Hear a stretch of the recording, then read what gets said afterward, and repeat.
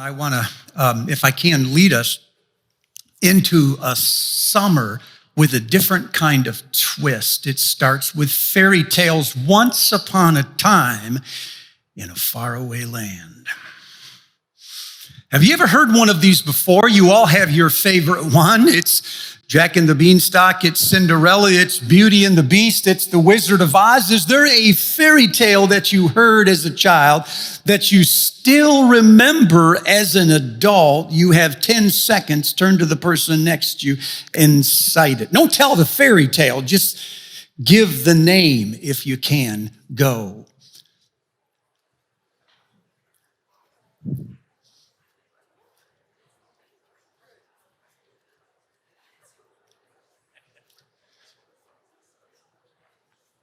Some of you can't remember, or some of you just won't play. The tendency is to think that this is children's literature that we put down when we become adults, and it would be easy to think that, except some of the tallest intellects in the history of the world have said opposite this. C.S. Lewis said he liked them more now than when he was a child, and he was 54 when he said it. Chesterton said he left the fairy tales on the floor of his nursery, but has not found a more sensible book written since. The power of fairy tales is not the imagination. It's not what they imagine. It's what they explain. I can tell you that an object or a person must be loved before they're lovable. For love, if it is real, has the power to create, and you'll nod in agreement. Or I can simply tell you the Beauty and the Beast, and you'll discover it yourself. Only then you'll own it. The power of fairy tales comes from our love of the gospel, because they follow a pattern or a code that is very close to the code or the structure, the skeleton, if you will, of the gospel. There is almost always a deep human longing, a primal need, a desire that one was born with, came from God, and the character has it too. It's good. But there is a villain, an evil, a sinister plan, a witch, a magic spell that holds us back. We can't get it. We are overpowered by this force and we're helpless. But there is another power. There is a hero. There is a savior. There is another magic spell that comes out of the blue. This could never happen twice. And when it happens and you hear it or you see it, it brings tears to your eyes. It's the first glimpse of real truth that you've ever seen. And when you hear it or when you see it, this person or this event, when you discover it, this thing that was always there but hidden from your eyes, the story starts to turn. You start to know that everything is going to go well now that this other power is in play, because this one is favorably disposed towards you. This wants your good, just as the other wanted your end. Does this make sense? If you think about it, that is the structure of the gospel. There is a deep human longing that everyone feels. There's different words for it, but it's there, covered up by activity and accomplishments and pursuits, but it's still there. And once in a while, you touch that deep human need. But there is also a villain. There is a spell. There's a sinister evil that has fallen over all of us.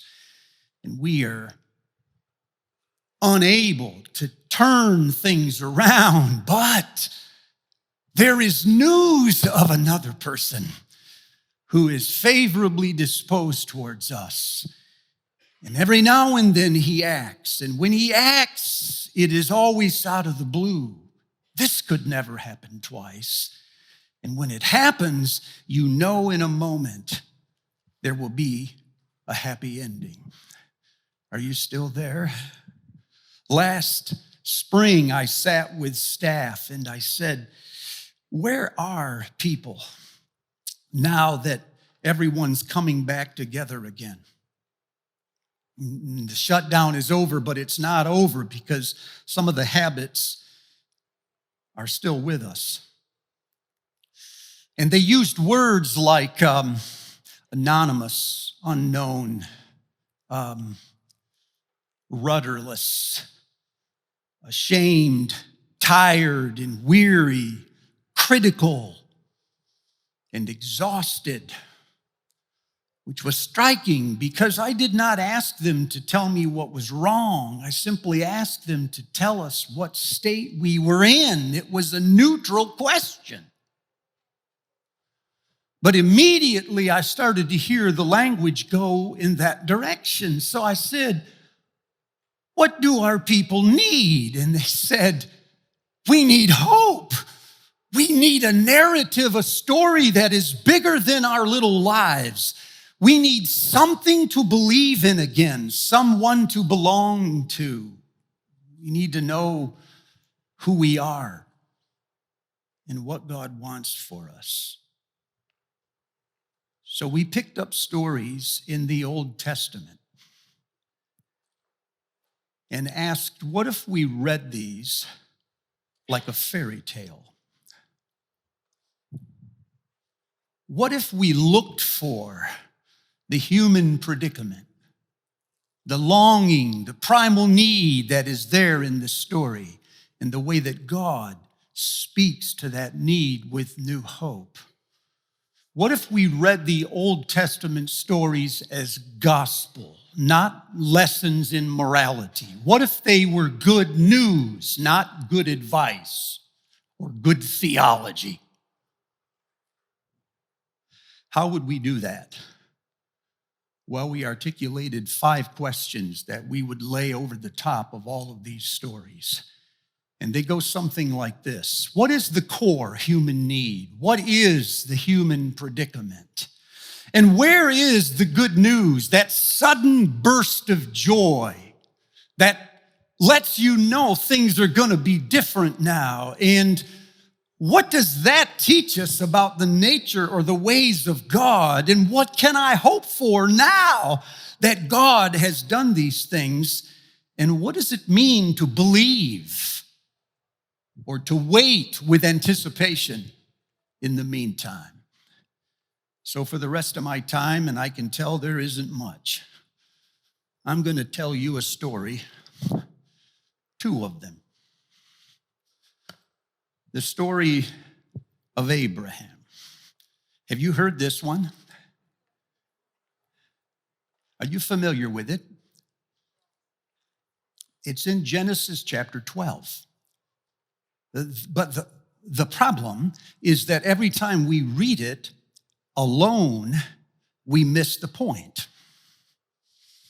We read it as though all of history started there with the calling of Abraham. But right before it, in Genesis chapter 11, is the story of the Tower of Babel. Have you heard of this? Some of you.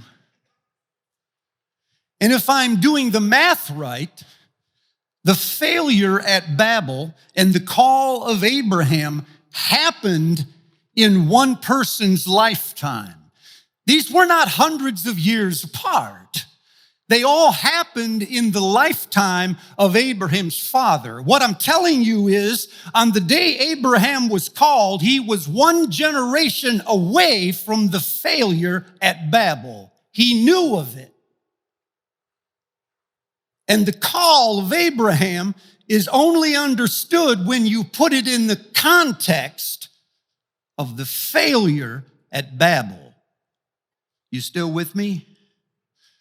Now the story, hence the stool. Once upon a time, in a faraway land called Shinar. There was a king named Peleg, whose name means division. He had a dream. He dreamed of bringing the entire world together. He saw us as fractured and separated and tribal. But he thought if he could create one project, one cause, one feat, and get everyone to work on it, why, we would be one again. So he went from village to village, shouting at the top of his lungs, "Come and let us make a city with a tower that reaches to the heavens." Well, people wouldn't listen to him, so he kept at it. He said, "All this time we've been working on our own little projects. What if we all got along? What if we came together? What if we gave peace a chance? What if we made all lives matter? What if we put our backs into one project and shared our resources, and together in that project, why, we would find each other. We would teach the world to sing. There is hope." So that's what he did. One by one, people came, the carpenters and the architects, the artists. And what they built was magnificent.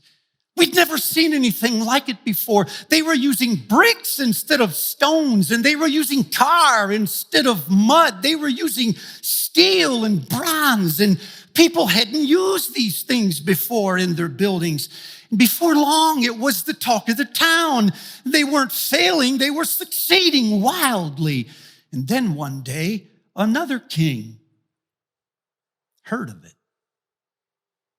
and came to see it. He walked through their cities and he looked at the tower, now half done, and it worried him. He wasn't afraid that they would be competition, for he was not a weak king. There is no competition. He was afraid that what they were building would destroy the mortals themselves. For they had started to take things that he created and put them together into something new, an innovation. It was a new invention. And before long, it was an idol. And they were blind to their loyalties, to the thing they were making with their own hands. He saw human ambition, unholy ambition. He saw the undisciplined pursuit of more, which always tends to follow accomplishments. He saw people throwing their lives, their families, into the work with such slavish labor that they were losing their personalities. Why, they were losing themselves. He thought to himself, what will happen if this continues? The thing they have made will be the thing that they trust.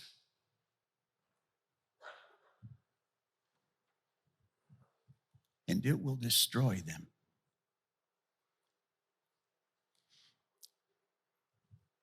So he scattered them.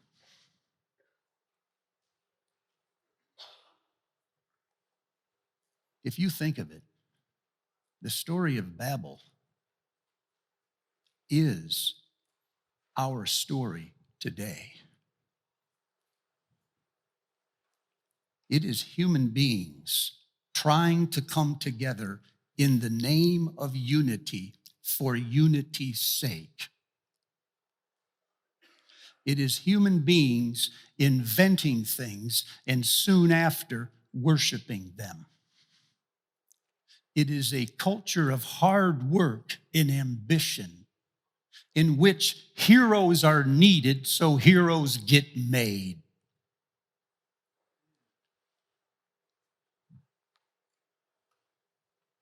It is a culture of meaningless tropes about peace and reconciliation and justice.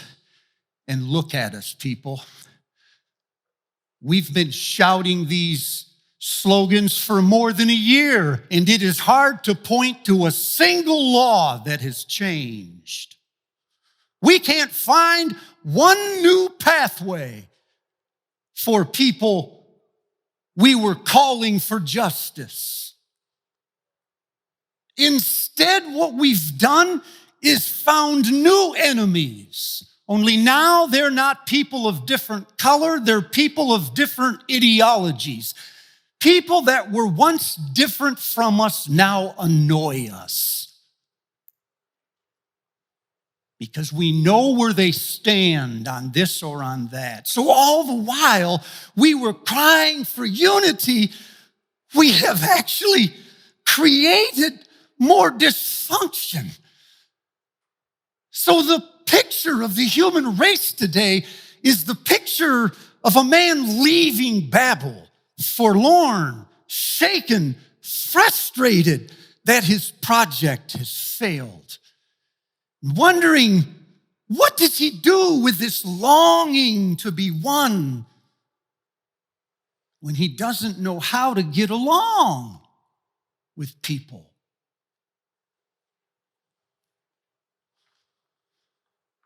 Then one day, the other king had an idea. He would do it differently. He would come to earth and he would find one person, just one, and his family. And he would make that person a promise that was out of this world. But if he could get the person to believe it, he would form a bond with that human being that would grow over time. So they would become alike, in a sense, this king and this mortal. And this mortal would trust this king in the way that the others trusted the tower. And as he did, he would live differently. He would not pull him out of the world. He would leave him in the world, in the very mess that needs fixing. And there, he would empower that man to live differently. And as that person and his family grew, they would produce others who are just like them. And those people would live in every nation. So he would unite the world, not by bringing everybody together, but by leaving them apart and forming in each one of them, within their cultures, a loyalty and an allegiance to the king, such that by their loyalty to him, they would belong to one another.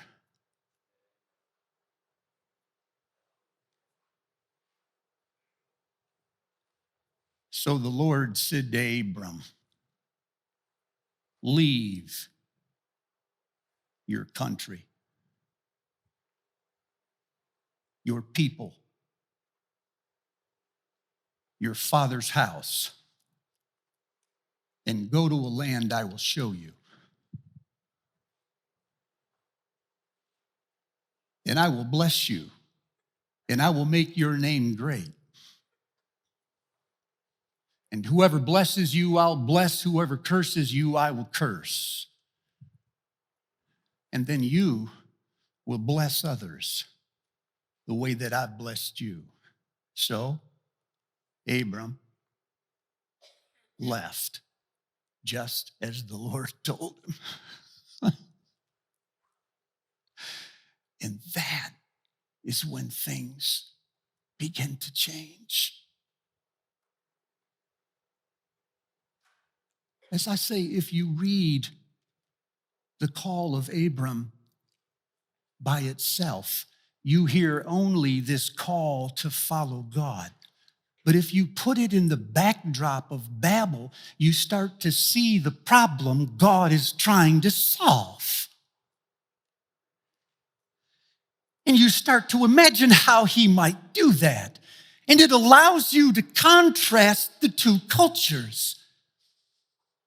In Babel is the culture of accomplishment and human ambition and ingenuity. Babel is new, it's big, it's expensive. The call of Abraham is small. It's a voice. Nobody heard it except one guy. The first words in Babel are come and build. The first words at Abraham are leave and trust. So in Babel, they're making their name great. But with Abraham, it's God who will make their name great. In Babel, the way to solve the world's problem is with a magnificent feat, a project, a cause that everyone gathers around, a slogan that everyone picks up and repeats.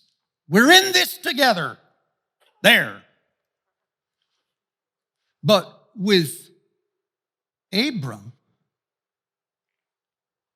the answer to a universal problem is a particular person living in a particular kind of way that is countercultural and yet attractive at the same time. So the way of Babel is fast and overwhelming and significant. When you see it, you're amazed, but the way of Abram is slow and frustrating and insignificant, and you never see it. Your legacy at Babel is a city, a tower, a landmark that says you were here. But your legacy with Abram is, well, let me think. It's a son, and he has a wife. And then you die at a good old age, full of years, and you're gathered to your father. That's not an impressive resume, is it? But don't be discouraged, because Babel is also a place of conflict and chaos and competition and sabotage. You understand, it is precisely human ambition that causes all of these things. So all the while you're building in something great, a tower, as a name for yourself, you're creating all of this collateral damage with the personalities around you. There is this concentration of power to a few people. But with Abram, your legacy is, well, you've probably heard of Israel.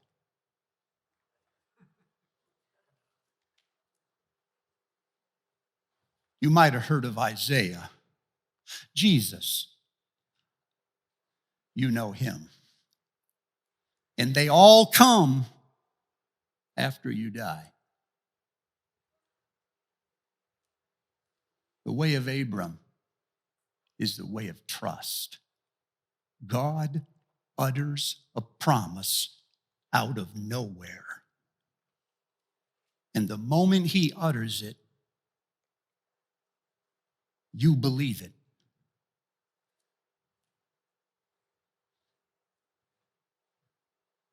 And even though your belief is inconsistent and it's slow and you fail 1,000 times, you know in your soul at the end of the day, God is good for the thing he promised. If God said it, he will do it. And a promise is not a command. You will be a great nation doesn't mean you should be a great nation. You will have a son does not mean go have a son.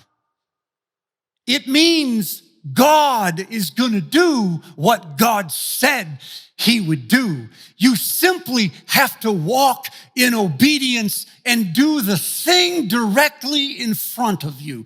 And it may take years, maybe even most of your life. But eventually, when God fulfills that promise, everything will change. Well, some of you were waiting for me to get to the sermon.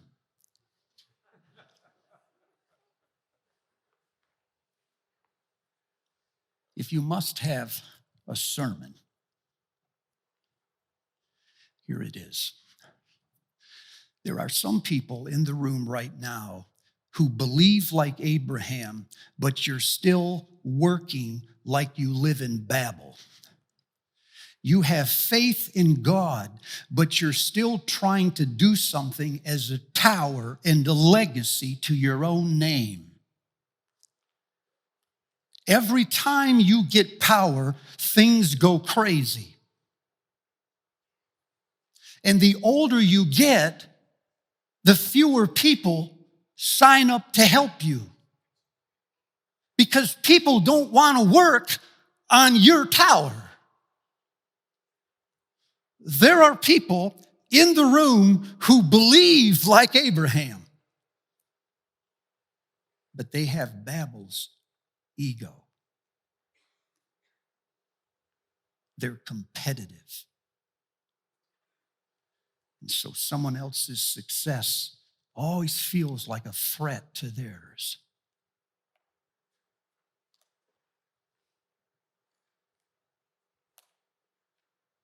You have to decide this morning which one you belong to. You cannot serve them both. Your body of work, your name, your reputation, your legacy is not your business. It is God's business. Do the thing in front of you.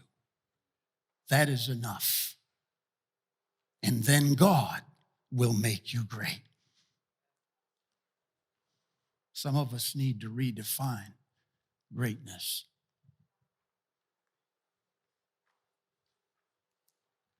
And then there are some who believe and live like Abram, but the place where you work feels a lot like Babel. There is confusion and conflict and chaos and strife that always comes with human ambition. And everything inside you right now just wants to leave the place where you were. And by the way, I am not just talking about secular places. This happens to Christian institutions too. Ego is a human problem. Everything in you wants to step away from it and just go, you know what? I don't need this anymore, man. I would do so much better if I was in a place like Abram's, but God will not release you, will he? He keeps calling you to stay, but it's hard for you to stay. And maybe what you're hearing this morning is that you are part of God's solution to the world's chaos. I know it's hard and it's slow and it is terribly frustrating, but there is no other way to change the world than for God to find men and women who stay in their disciplines and dispositions and they live countercultural lives there. And even though the world around you will scorn that, they need you and they know they need you. And they will come back to you someday. But you must be faithful. And you must be strong.